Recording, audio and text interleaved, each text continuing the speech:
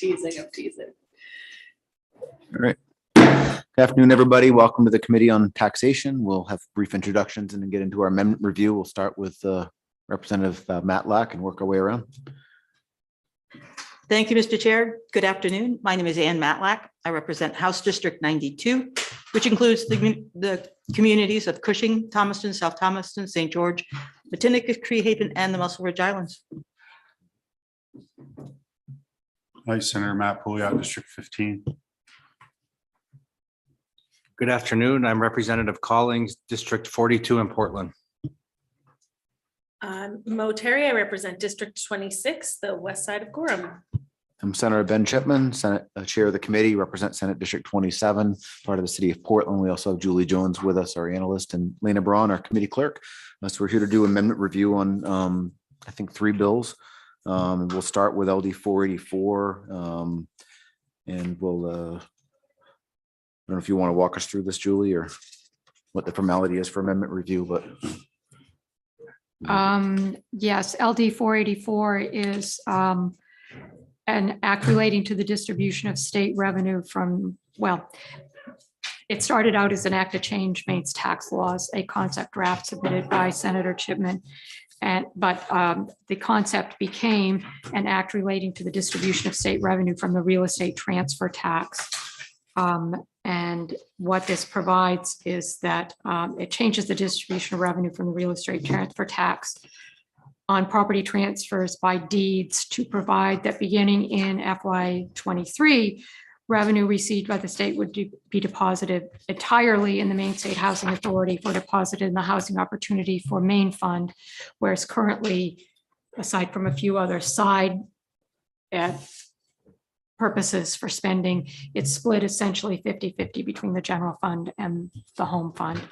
So this amendment would provide that after providing for those separate funds or the one fund that relates to the State Housing Authority paying off authorized bonds, and which is a purpose that the money has been used for quite a few years now, the amount that goes to the general fund. So this would maintain that money would still go from the general fund to pay for those bonds, and the remainder would be going to the Housing Authority for the home funds. You had been emailed this for review last week, and some concerns were raised, I believe, by Senator Pouliot. That's why it's here for you to discuss today, whether the amendment looks okay to you or whether you want to make changes as a result of Senator Pouliot's concerns. Okay. Yeah, because I want to make sure that everybody's in agreement with it. It was a unanimous committee vote, and if there's any changes we need to make to clarify some things, we could do that. But, Yeah, I just have a thing to say. I have a thing to say. yeah, go for it. Yep.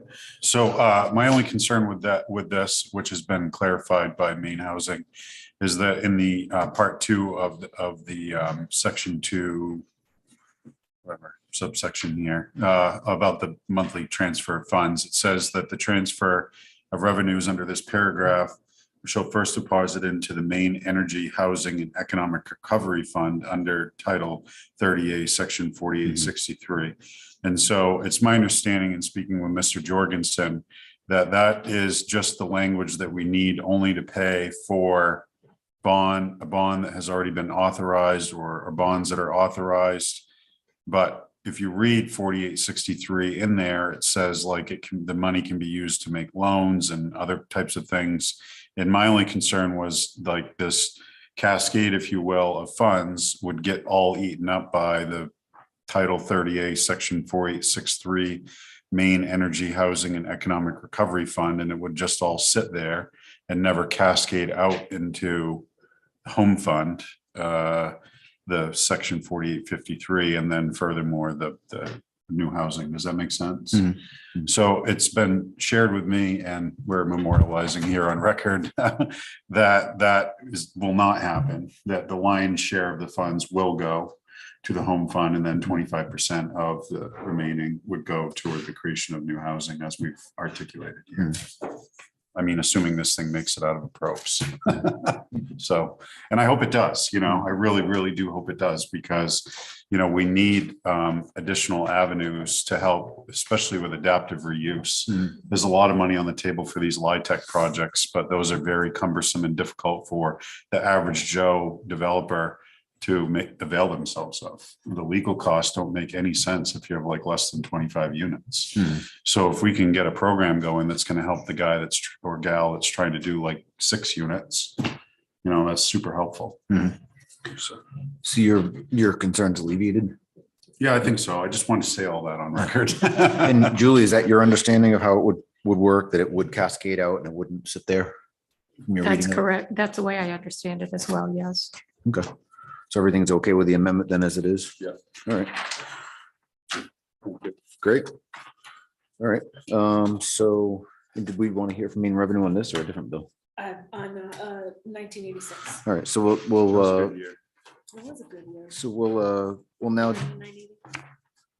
do amendment review on LD 1986.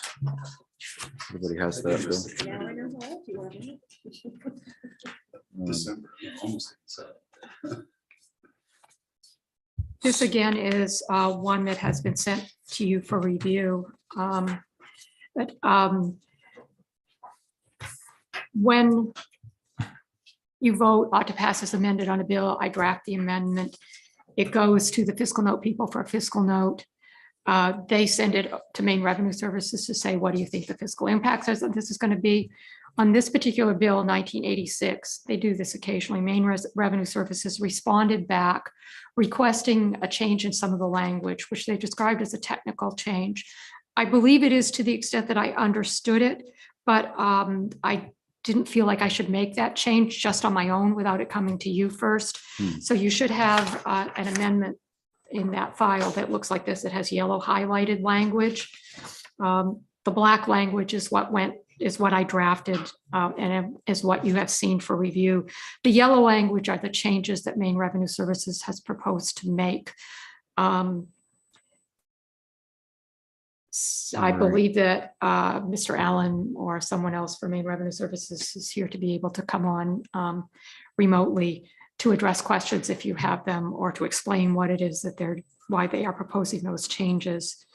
What the language does is it essentially provides a credit for permanently and totally disabled vets under the property tax fairness credit.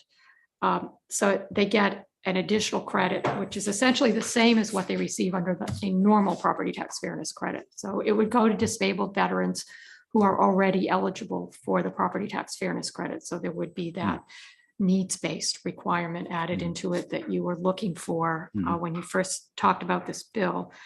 So it's calculated that the credit for the add-on, the additional credit for the disabled veterans is calculated in the same way. So it's a duplicate of what the ordinary credit is. Then the two are added together to calculate the total credit that they get. But you may recall that the credit has language which establishes a maximum amount that recipients can receive, which is currently $750 for persons under 65 years of age and $1,200 for persons age 65 years and older. I had sensed a need to duplicate this in this credit, and I think Maine Revenue Services sees that as not being necessary, but they should explain that to you. I think that's what's going on with this language that they're proposing in the yellow. Yeah, maybe we could have them come on, and while we're waiting for them to come on, just so that folks know, my recollection of this is that we wanted to provide up to twice the amount that non-disabled residents can get under the property tax fairness credit to permanently disabled veterans. So there's the means test, and renters can get it as well. And I think that's what we're trying to do, but we can have Maine Revenue come on and explain why they want this change. Do you like Dr. Allen and Lena?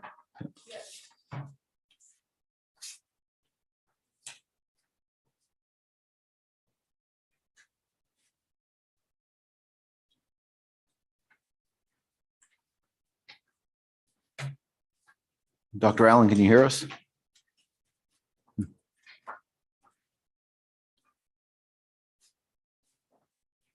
There he is. Hey, Dr. Allen, how are you? Good. How's everybody doing today? Good. We're just doing the amendment review on LD 1986, and we understand this, a change that the department wants to see made to the amendment as it's drafted. Yes. Let me just get the memo up.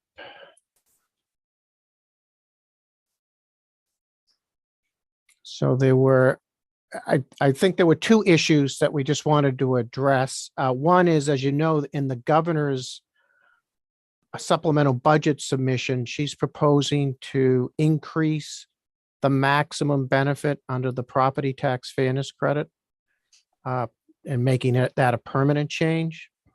So I think we just wanted to adjust the language so that it's flexible, that if the legislature were to enact that proposal by the governor, there wouldn't have to be a change to this bill if it also passed at the same time. And in the future, if the legislature were to increase the maximum benefit under the property tax fairness credit, it would the language is set up that it would automatically apply to this particular provision. So that was the first issue. The second one was we just wanted to make sure that the taxpayer couldn't receive a benefit higher than their property tax or rent constituting property tax. And I think we also wanted that to dovetail with the part of the property tax fairness credit that limits the amount of property tax that a taxpayer can use in determining their qualifications for the property tax fairness credit. So for example, if somebody has a $5,000 property tax bill, for purposes of determining eligibility for the property tax fairness credit, depending upon your household size, you may only be able to consider $3,000 of your property tax. That's all laid out in the law, exactly what the maximum amount of property tax you can use for determining your eligibility. So it was just to make sure everything was consistent with all of that. And to make sure the amount of the benefit to these particular veterans stayed within those confines. So Dr. Allen, so the amendment, the proposed changes that you have here that you've suggested would still allow permanently disabled veterans to get twice the amount of benefit that non-disabled residents can get under their PTFC? I think for most, it would be the case. There could be situations where doubling the amount would exceed what their property tax is. And so, Well, but one if non-disabled residents that currently get PTFC, can they get more than what their property taxes are now?